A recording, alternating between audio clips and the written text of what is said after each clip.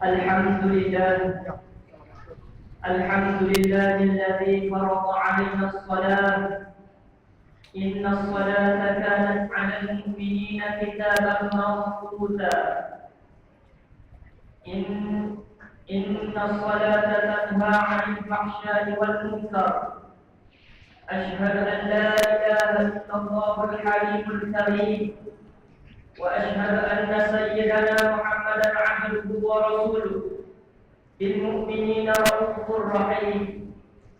اللهم صل وسلم على سيدنا محمد وعلى آله وأصحابه يوم يبعثون.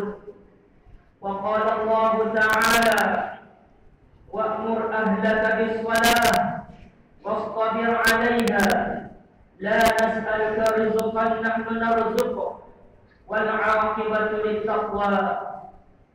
أما بعد، فيا عباد الله، اتقوا الله، أوصيكم وإياي بتقوى الله، فقد فاز المتقون.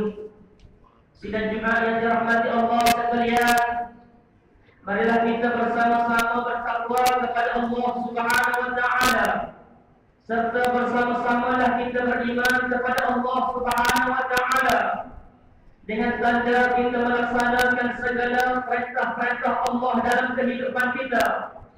Yang wajib kita menyempurnakannya, yang sunat kita meningkatkannya, dan yang diharam kita menjauh daripada kehidupan kita. Mudah-mudahan kita akan menjadi manusia yang bertakwa kepada Allah Subhanahu wa taala, yang itulah menjadikan kita berjaya di dunia dan juga mendapat keselamatan di hari akhirat nanti. Sidang jemaah yang dirahmati Allah sekalian, seperti mana yang kita mengetahui, sembahyang 5 waktu adalah salah satu daripada rukun Islam yang 5 yang wajib kita laksanakan oleh setiap manusia yang mengaku beriman kepada Allah Subhanahu wa taala. Ini berarti kefarduan sembahyang tidak boleh dipandang remeh dalam kehidupan kita, kerana tidak akan sempurna keislaman kepada manusia itu apabila ia meninggalkan sembahyang 5 waktu dalam kehidupan mereka. Dan jemaah yang dirahmati Allah sekalian, bagi menjelaskan betapa pentingnya ibadah sembahyang ini yang mana diwajibkan kepada kita umat Islam, Rasulullah sallallahu alaihi wasallam telah bersabda, "As-salatu imaduddin, faman aqamaha faqad aqamad-din, wa man tarakaha faqad hadamad-din." Artinya, sesiapa yang melakukan ibadah sembahyang, maka sembahyang itu menjadikan tiang agama bagi mereka. Dan sesiapa yang meninggalkan sembahyang dalam kehidupan mereka, bermakna mereka telah meruntuhkan agama dalam kehidupan mereka. Maka inilah yang menimpa kepada kita umat Islam di akhir zaman.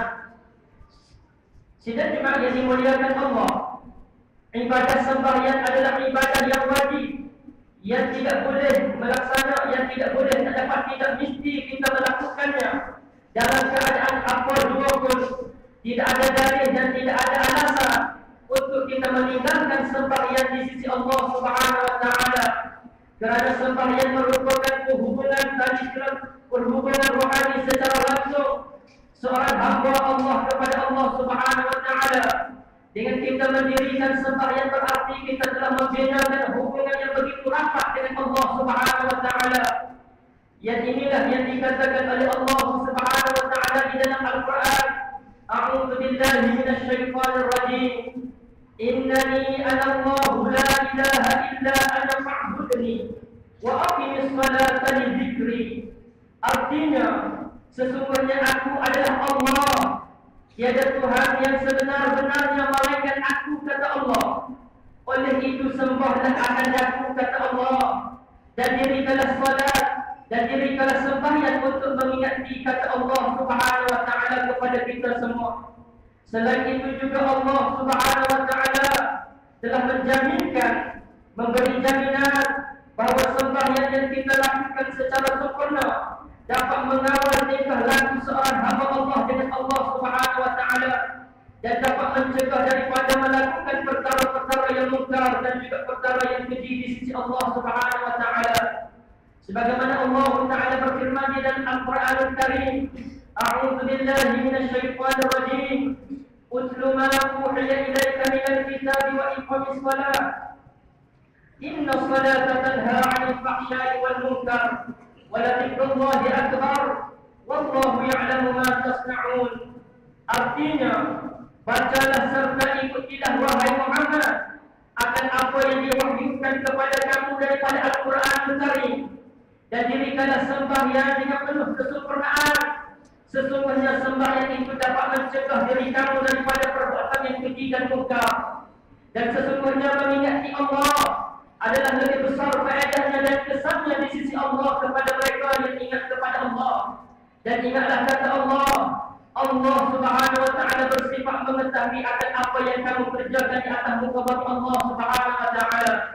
Sidang jemaah yang dimuliakan Allah, kita telah diingatkan oleh Rasulullah sallallahu alaihi wasallam bahwasanya amalan yang pertama yang bakal ditanya oleh Allah kepada setiap manusia di hari akhirat nanti ialah tak lain tak bukan adalah sembahyang mereka ketika mana mereka hidup di dunia ini.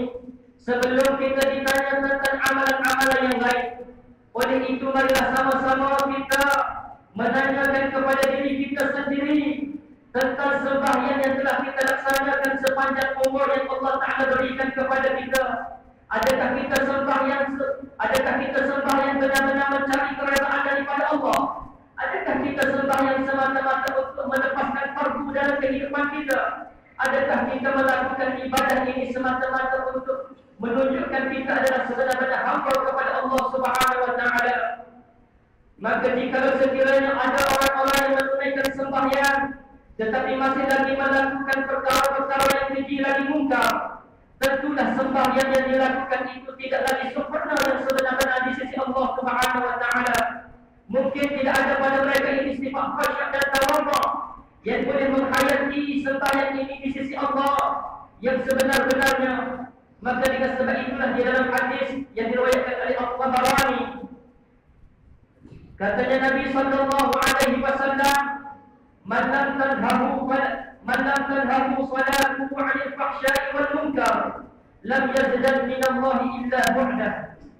Artinya, sesiapa yang sembahyang tetapi sembahyangnya tidak dapat mencegah daripada melakukan perkara-perkara yang keji lagi mungkar, maka kata Nabi, ingatlah, tidak menambahkan kepada mereka ini dekat kepada Allah, bahkan menjadikan mereka ini semakin jauh daripada Allah Subhanahu wa Ta'ala.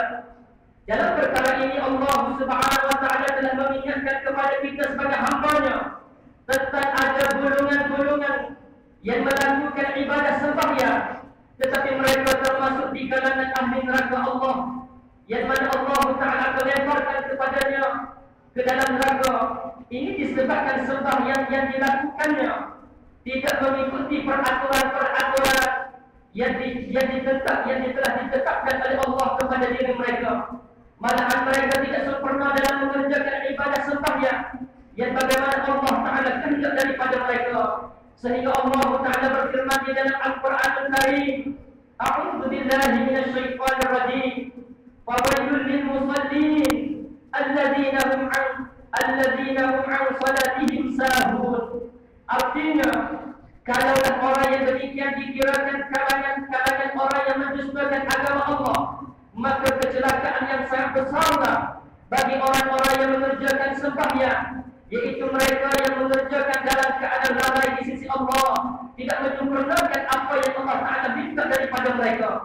Oleh yang demikian, marilah kita sama-sama merenung kepada diri kita semua.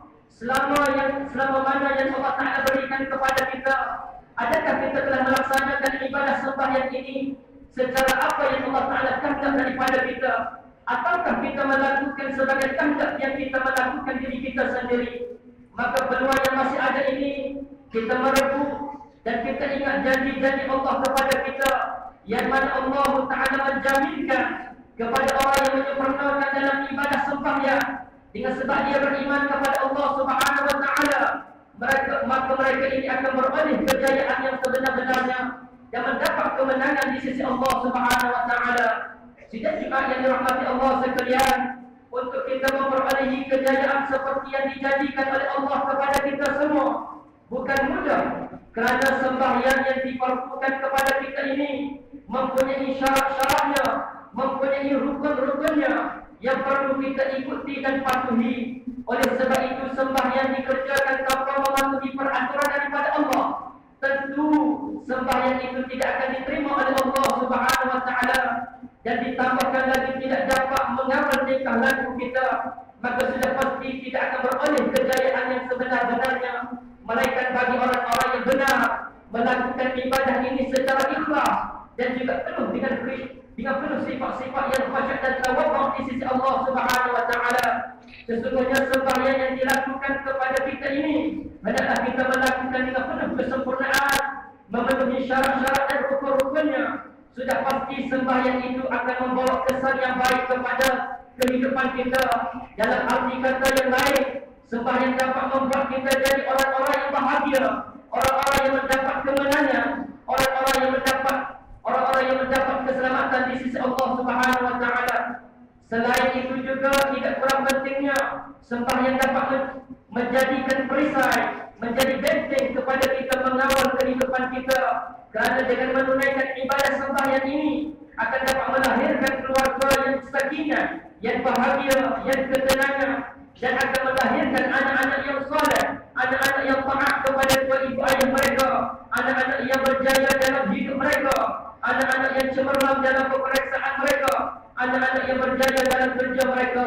Lebih-lebih lagi, anak-anak yang berjaya mengawal diri mereka daripada perkara-perkara yang tidak baik, seperti mana pengaruh dadah, seperti arak, seperti mana judi, seperti mana juga berrokok haram, seperti juga menghisap rokok, dan juga menyukakan kepada hiburan-hiburan yang melampaui batasan. Sehingga dengan sembahyang yang sempurna itu juga akan mengawal tingkah laku anak-anak, sehingga anak-anak menjaga batasan-batasan Allah dalam kehidupan mereka dan sebagainya. Sebaliknya bagi orang-orang yang lalai dan tidak cintakan kepada agama mereka, dan tidak mencintakan sembahyang yang Allah Ta'ala berikan kepada mereka, sehingga mereka tidak merebut masa ini, sehingga mereka malas untuk mengerjakan ibadah sembahyang kepada Allah. Mereka ini juga tidak mengambil berat tentang kewajipan yang Allah Ta'ala berikan kepada mereka di kalangan isteri mereka, di kalangan anak-anak mereka, sama ada dilakukan atau tidak dilakukan sama sahaja bagi mereka. Sedikit pun mereka tidak merasa takut kepada Allah, sedikit pun mereka tidak merasa menyesal kepada Allah di atas apa mereka yang mereka lakukan. Maka mereka ini meninggalkan kewajipan yang Allah Ta'ala berikan kepada mereka. Oleh itu marilah kita merenung kepada firman Allah Subhanahu wa taala, a'udzu billahi minasyaitonir rajim, wa'mur ahlaka bis-salati wastabir 'alaiha la nas'aluka rizqan nahnu narzuquka wal 'aqibatu lit-taqwa. Artinya, perintahkanlah keluarga kamu serta umat kamu wahai Muhammad mengerjakan ibadah sembahyang, dan hendaklah engkau tegur dan hendaklah engkau tekun bersabar menunaikan sembahyang. Kami, kata Allah, tidak meminta rezeki daripada kamu, bahkan kami, kata Allah, yang memberikan rezeki kepada kamu. Dan ingatlah kesudahan yang baik adalah bagi orang-orang yang benar-benar bertakwa kepada Allah Subhanahu wa taala. Tidak juga yang dirahmati Allah sekalian, sesungguhnya sangat-sangat beruntunglah kita, berbahagialah kita jikalau kita senantiasa mengambil berat tentang perintah-perintah Allah ini. Bukan sahaja mereka yang memperolehi, bahkan mereka akan mendapat rahmat kasih sayang Allah dalam kehidupan mereka, mendapat berbagai-bagai kurniaan kepada mereka. Daripada itulah, maka sama-samalah kita menjadikan kita orang-orang yang senantiasa menjaga perhubungan kita dengan Allah Subhanahu wa taala. Sidang jemaah yang dimuliakan Allah, akhir sekali bagi untuk kita mendapat sembahyang kita yang khusyuk dan tawadhu, yang sempurna di sisi Allah Subhanahu wa taala, maka kata para alim ulama, hendaklah yang pertama kita senantiasa menyempurnakan hukum kita, kerana dengan hukum yang sempurna itu akan menjadikan sembahyang kita juga akan sempurna. Yang kedua, hendaklah kita sebelum menunaikan sembahyang, kita mesti memperbanyakkan istighfar kepada Allah, memohon keampunan kepada Allah Subhanahu wa taala, kerana kita tidak lepas daripada melakukan kesilapan dan dosa-dosa dengan Allah. Yang ketiganya, hendaklah kita menunaikan sembah. Hendaklah kita sebelum daripada sembahyang, kita mesti berdoa kepada Allah dan meminta kepada Allah, meminta pertolongan agar kita tidak diganggu oleh syaitan-syaitan menyesatkan kita. Yang keempat, mesti hendaklah kita sebelum daripada menunaikan sembahyang, kita mulakan dengan lafaz iqamah, sama ada kita sembahyang sendiri ataupun secara berjamaah. Yang kelima, hendaklah kita ketika mana kita sedang melakukan ibadah sembahyang, hendaklah kita merasakan bahwasanya kita ini sangat dekat dengan Allah Subhanahu wa taala, dan fikiran kita hendaklah tuju kepada Allah Subhanahu wa taala, tidak terlintas kepada lain daripada Allah Subhanahu wa taala. Dan yang terakhirnya, hendaklah kita selepas daripada sembahyang, jangan sekali-kali kita tidak berdoa kepada Allah Subhanahu wa taala, kerana dengan doa itulah membolehkan Allah taala menerima daripada amalan-amalan yang kita lakukan itu. A'udzu billahi minasyaitonir rajim. Qad aflahal mu'minun alladzina hum fi salatihim khashi'un. Artinya, sungguh-sungguh berjayalah orang-orang yang beriman, yakni orang-orang yang menjaga sembahyang mereka, sehingga sembahyang mereka itu menjadi khusyuk di sisi Allah Subhanahu wa taala. Barakallahu fi wa lakum fil Qur'anil azim, wa nafa'ani wa iyyakum bil ayati wal dzikril hakim, wa taqabbala minni wa minkum tilawatan, innahu huwas samiul alim. Aqulu qawli hadza wa astaghfirullahal azim li wa lakum wa li sa'iril muslimina wal muslimat wal mu'minina wal mu'minat wa yastaghfiru wa yanajat al-tabi'in.